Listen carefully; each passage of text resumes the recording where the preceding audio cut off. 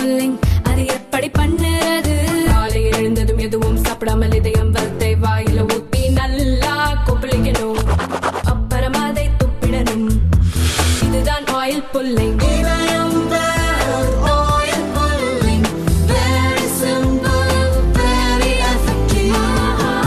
ஈரோடு கிழக்கு தொகுதியில் ஹிந்தி பேசும் மக்கள் அதிகம் வசிக்கின்றனர். பிப்ரவரி 5 நடக்கவுள்ள இடைத்தேர்தலில் இவர்களது ஓட்டை பெற திமுகவினர் ஹிந்தியில் நோட்டீஸ் அடித்து விநியோகித்தனர். நோட்டீஸில் ஹமாரா நேதா ஸ்டாலின் ஹே, ஹமாரா சுரக்ஷா டிஎம்கே ஹே என்று வேட்பாளர் சந்திரகுமார் ஸ்டாலின் போட்டோ போடப்பட்டிருந்தது.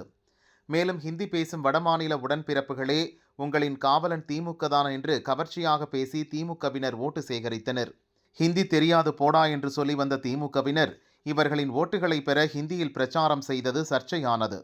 இதனால் பதறிப்போன திமுக வேட்பாளர் சந்திரகுமார் ஹிந்தி நோட்டீஸ் குறித்த சர்ச்சைக்கு விளக்கம் அளித்துள்ளார். பதிலே சொல்றேன். ஏன்னா பத்திரிகையாளர்கள் நம்ம எப்பொழுதும் நமக்குள்ள உறவு என்ன காரணம்னா நீங்க தான் இந்த விஷயங்களை வெளியே கொண்டு போறவங்க.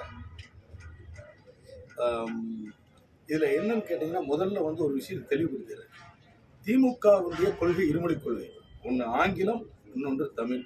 தமிழும் ஆங்கிலமும் தான் திமுகவுடைய கொள்கை. எந்த இடத்திலும் திமுக எந்த காலகட்டத்திலும் இந்தியை எதிர்க்கவில்லை, இந்தி திணிப்பை மட்டுமே எதிர்க்கிறோம். முதல்ல அதில் தெளிவா இருக்கிறோம். நாங்கள் இந்தி திணிப்பை எதிர்க்கிறோம். இப்போ ஈரோட்டில் நிறைய ஜவுளி சார்ந்த தொழில் இருக்கு. அவங்க வியாபாரத்துக்கு வட இந்தியா போறாங்க. நிறைய பேர் இந்தி பேசுவாங்க. ஆனால் தமிழ் உணர்வோடு தமிழன் என்கின்ற அந்த பெருமையோடு இருக்கிறாங்க. ஆனால் அங்க போய் பேசுகின்ற பொழுது தொழில் ரீதியாக ஹிந்தி பேசுறாங்க. அதுக்காக அவங்க அது ஒரு விஷயம்.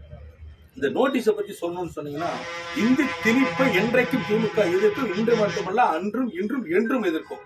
அதுல தெளிவா இருக்குது திமுக. அடுத்து இந்த நோட்டீஸை பற்றி சொல்லிடுறேன். லக்கி கோத்தாரி என்பவர் ஒரு வட இந்திய சமுதாயத்தை சார்ந்தவர். அவருடைய பாட்டார் காலத்துல முப்பாட்டர் காலத்திலேயே ஈரோடுக்கு அவங்க ஜவுளி சார்ந்து தொழில் செஞ்சுட்டு இருக்காங்க. கோத்தாரி குடும்பம் என்று சொன்னால் ஈரோட்டுல தெரியாதவங்களே இருக்காது. ஜவுளி சார்ந்து தொழில் செய்யறவங்களும் கோத்தாரி குடும்பம்னு தெரியாது இருக்காது.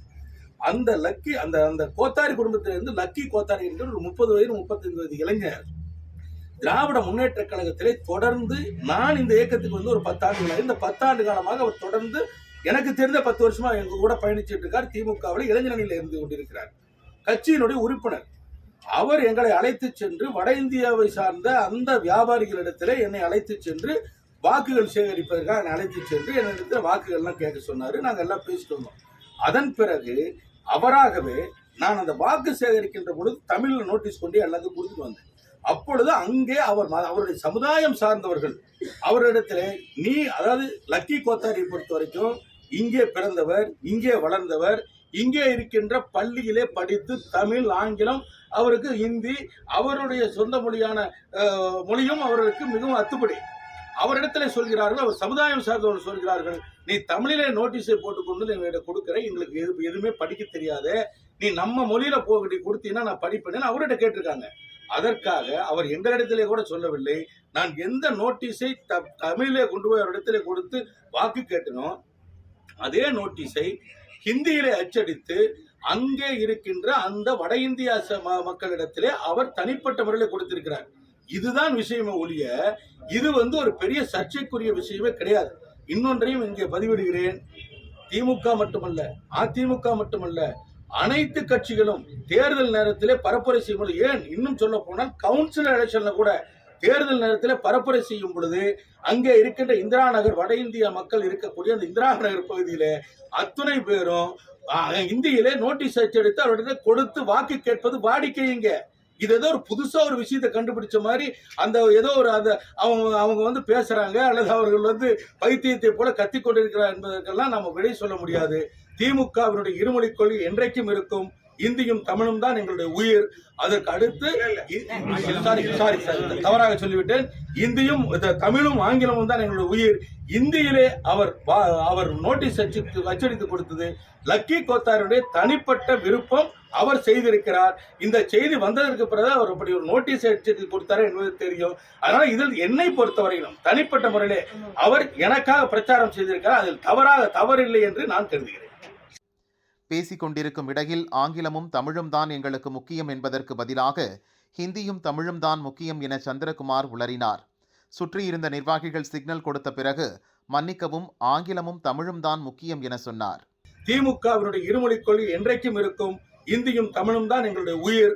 திமுகவினுடைய இருமொழிக் கொள்கை என்றைக்கும் இருக்கும், இந்தியும் தமிழும் தான் எங்களுடைய உயிர். திமுகவினுடைய இருமொழிக் கொள்கை என்றைக்கும் இருக்கும், இந்தியும் தமிழும் தான் எங்களுடைய உயிர். அதற்கு அடுத்து சாரி தவறாக சொல்லிவிட்டேன்.